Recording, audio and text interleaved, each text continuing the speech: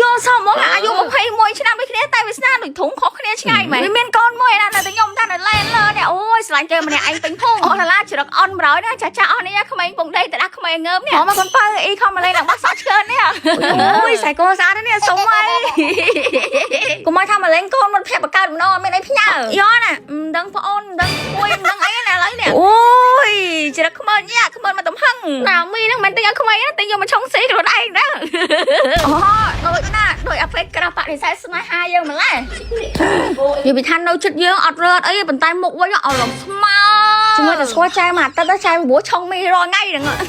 ម៉ែវិញទៅដាំទឹកជំនួសខ្ញុំជាប់បរៀនក្មេងឆុងមីទៅទឹកមុខលោកប្រុសនេះគឺកំពុងតែឆ្ងល់ថាហ្នឹងស្អីគេអាហ្នឹងមីជាកំពុងថ្មីណាលោកប្រុសពុងមួយសោចពុងនិយាយទៅខ្ញុំមកតែពូម៉ែខ្ញុំហ្នឹងខ្ញុំមិនដឹងថាត្រូវទិញអីផ្ញើវាចាប់ពីមីកំពុងហ្នឹងណា